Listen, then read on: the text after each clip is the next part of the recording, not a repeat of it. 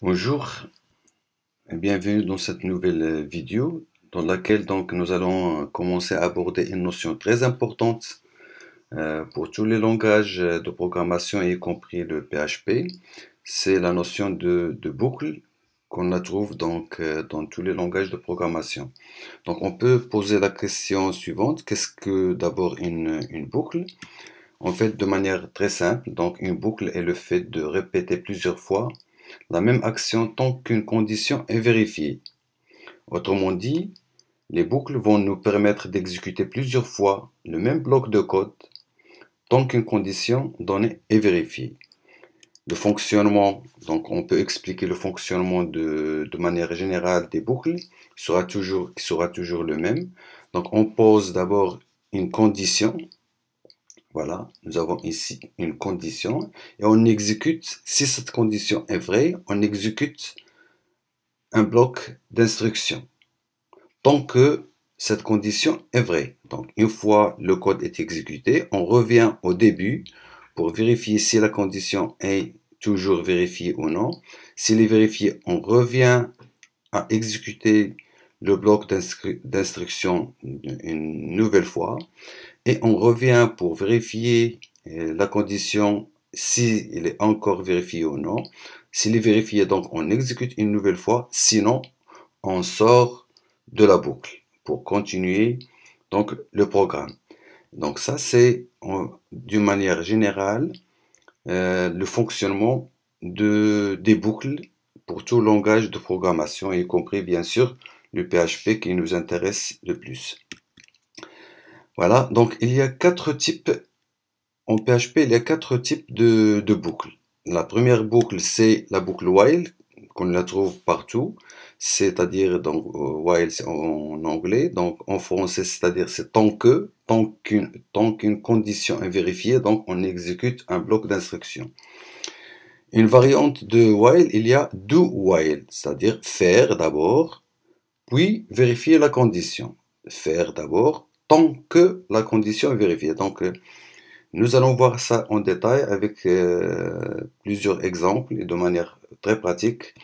Donc ne vous en faites pas, nous allons donc faire cela pas à pas pour bien assimiler cette notion qui est très importante pour le langage de programmation PHP.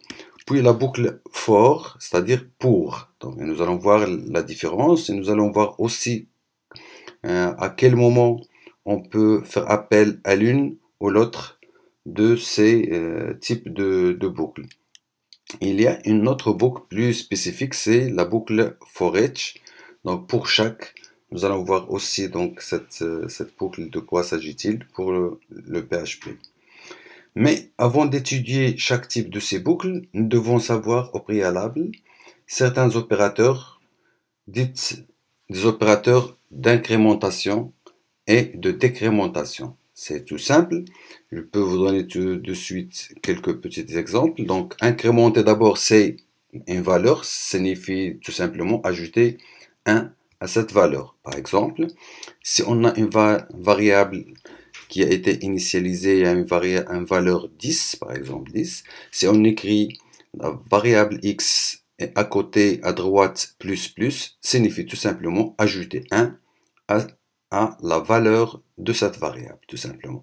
Donc, si on peut afficher la valeur après cette instruction x++, donc le résultat sera 11, c'est-à-dire la valeur de la variable x devient 11. Si on répète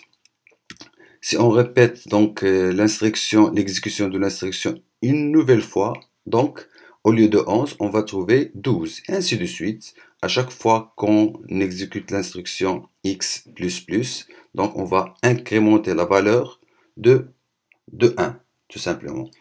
Pour la décrémentation, en fait c'est l'inverse, c'est tout simple, c'est signifie enlever 1 à cette valeur.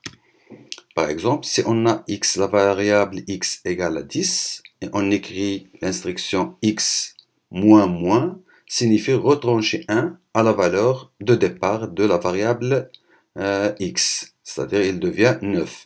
Et si on revient, si on exécute une nouvelle fois l'instruction x moins moins, donc ça va donner 8, etc. etc. Voilà, donc c'est tout pour cette vidéo. À partir de la vidéo suivante, donc nous allons commencer à étudier donc chaque type des boucles qu'on a cité dans cette vidéo. Donc on se retrouve dans la vidéo suivante.